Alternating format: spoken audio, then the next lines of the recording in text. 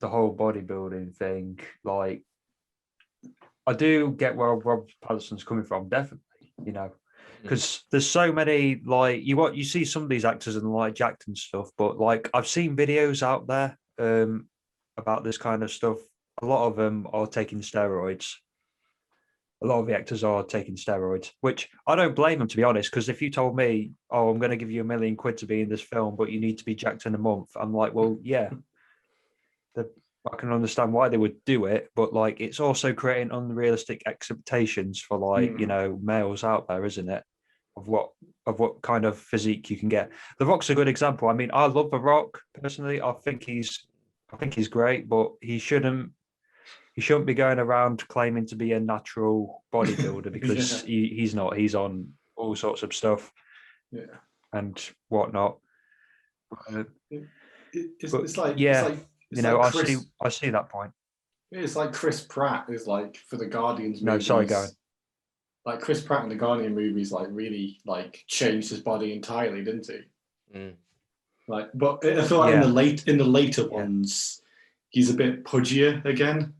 Like, I think maybe because is it Parks and Rec, the show he's in where he's quite chubby, and then it was like going between shooting that and shooting Guardians. Yeah. So his body shape had to keep changing.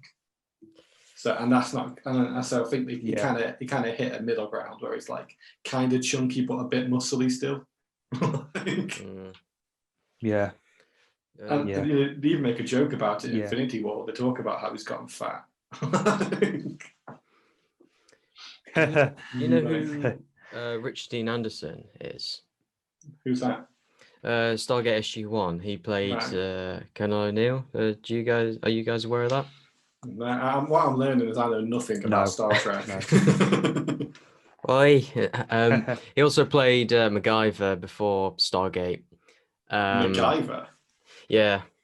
But he basically replaced Kurt Russell because Kurt Russell was O'Neill in the film, but then when it comes to the series, it's like, all right, we need someone else. And it was Richard Dean Anderson. He played it perfectly. He was much better than Kurt Russell and everything like that. It's just perfect for the role, like comedic timing and everything. But he took steroids. Right. And it took its toll after all the years. Stargate SG-1 started in 1997, but they didn't expect it to be such a success. It lasted for 10 seasons. But he had to step away from being the main role because it started to take its toll on him. And there were like spin-off series like Stargate Atlantis and Stargate Universe, which also had O'Neill in as like guest starring, like referencing callback and that. But he was noticeably larger then. He wasn't like fat, but he's definitely right around the face. You could tell he had a bit more on him. But apparently that's due to the steroids. Does it make you go chunky afterwards? Yeah. Which it started to affect his heart, I believe. I mean, could be wrong, but yeah. Yeah. Just a disclaimer, we're not medical experts. We're just discussing this because in the comments and stuff like that, people like will just roast you saying you don't know nothing and that lot. I'm like, well, this is what we know, okay? Yeah, like we don't know everything. We don't claim we're not experts. Yeah, I mean, like sorry, go on. I'll happily eat a tube of Pringles. I wouldn't have anybody trust my opinion on what you should put in your body, essentially. And drinking rye beers from a mug. Like, what do I know? What do I know? Well, I've never taken steroids personally. Yeah. I don't mind needles.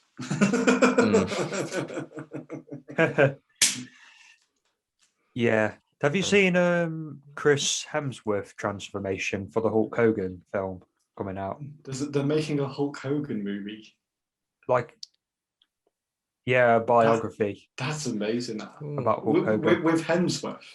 With Hemsworth. This has made my day, Hayden. This really has. Like, no, literally, there's articles out there about it because he's got a stunt double, right? And the stunt double struggling to like keep up with like his transformation because he obviously has to get as big as he does to look the part. But yeah, I'm like, he's definitely taking steroids. Like Chris Hemsworth, you should see like the size of him in his photos and stuff like that.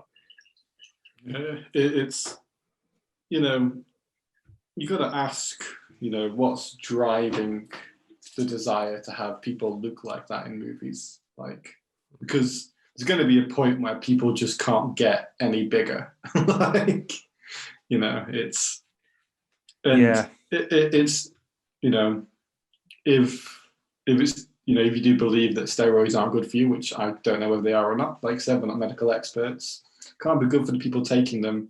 It also just can't be good for like, you know, you see the amount of calories those people have to consume as well. I know that they're burning it all, but like, you know, when you've got to be on like, you know, 6,000 to 7,000 calories a day, it's like, you know, that's like triple the amount someone's meant to eat.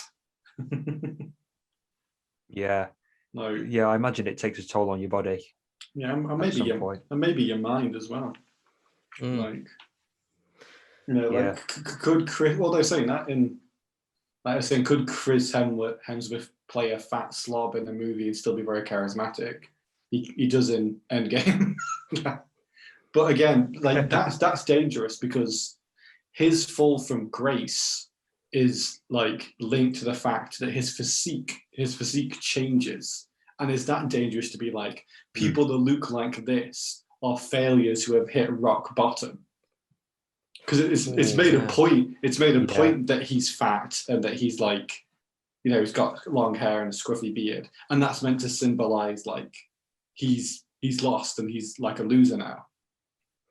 Like it's because he's not tall, handsome Chris Hemsworth like he was. He's now tall, fat Chris Hemsworth. like that's potentially dangerous imagery to link those body types with losing, with being a loser. Like, and again, I don't blame Chris Hemsworth for that, because he didn't write the movie. Whoever wrote the movie wrote that decision. It's all about writers, guys. Writers have the most amount of power. Yeah, they get paid, don't they? Yeah, until you get on set and then they change your movie. It's also the filmmakers as well, because a lot of the time, you know, like a lot of, like, I think with the Daniel Craig, going back to the Daniel Craig thing, a lot of the times his body doesn't actually look like that. It's just what he looks like at that moment, basically, as they shot it, with the lighting and everything else as well. So you could also argue that it's also the filmmaker's responsibility as well. It's like, it's the audience responding to natural looking bodies and being like, that's what we want to see more of. And it's filmmakers' responsibilities to have more people of different body shapes and types.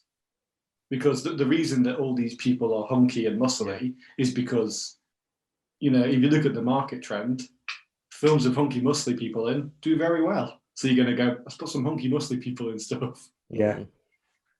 You know, it's, I think we should get past the point where someone being large is a punchline.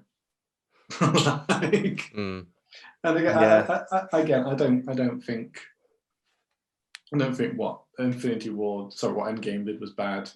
I just think it's worth having that lens to be like, is it okay that him being fat is used as a punchline, essentially, and like to show his fall from grace? Because like, trying to think of like anybody else in the MCU whose fall from grace is like signified in that way. It's just interesting to think about, and it'd be interesting to see what he looks like in the next movie, whether he looks like that again, or whether he looks what we'll call Chris Hemsworth prime, like whether he looks like Hulk Hogan or not.